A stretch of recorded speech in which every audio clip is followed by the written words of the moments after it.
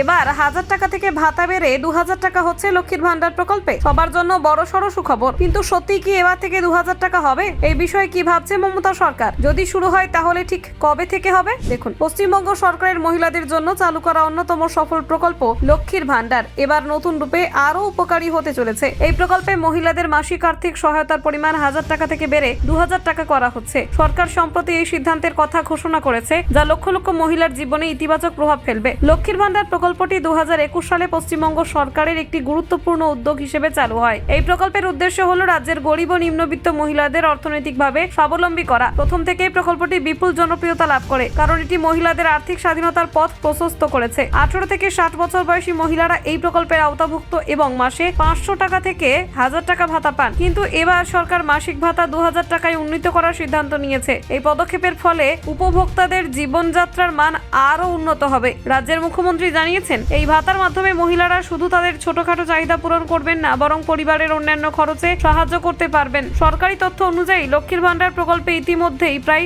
1.6 কোটি মহিলা নিবন্ধিত। ভাতা বাড়ানোর ফলে রাজ্যের আর্থিক বরাদ্দ বৃদ্ধি পেলেও সরকার মনে করছে এই পদক্ষেপ মহিলাদের আর্থসামাজিক অবস্থার উন্নতিতে গুরুত্বপূর্ণ ভূমিকা রাখবে। প্রকল্পটি শুধুমাত্র আর্থিক সহায়তা প্রদান করেই থেমে নেই, এটি মহিলাদের আত্মনির্ভরশীল হতে উৎসাহিত করছে। অর্থনীতিবিদরা মনে করছেন, ভাতা বৃদ্ধির এই সিদ্ধান্ত গ্রামীণ ও শহুরে নিম্নবিত্ত শ্রেণীর মহিলাদের জন্য একটি বড় স্বস্তি এনে দেবে। এছাড়া এই পদক্ষেপ রাজ্যের নারী ক্ষমতায়নের দৃষ্টান্ত স্থাপন করবে। তবে বিরোধী শিবির থেকে অভিযোগ উঠেছে যে এটি রাজনৈতিক উদ্দেশ্যে নেওয়া সিদ্ধান্ত। তারা বলছেন, এই ভাতা বৃদ্ধির অর্থ রাজ্যের উপর অতিরিক্ত আর্থিক চাপ সৃষ্টি করবে। এই প্রকল্পের নতুন এই সুবিধা 2024 সালের জানুয়ারি থেকে কার্যকর হবে বলে সরকার জানিয়েছে। ইতিমধ্যে আবেদন প্রক্রিয়া শুরু হয়েছে এবং ভাতা বাড়ানোর জন্য পুরনো সুবিধাভোগীদের নতুন করে আবেদন করতে হবে না। লক্ষ্মীর ভান্ডারের ভাতা বৃদ্ধির এই উদ্যোগ রাজ্যের মহিলাদের মধ্যে নতুন আশার সঞ্চার করেছে। এটি যে পশ্চিমবঙ্গ সরকারের মহিলা বান্ধব নীতির আরও এক মাইলফলক হয়ে উঠবে তা নিশ্চিত।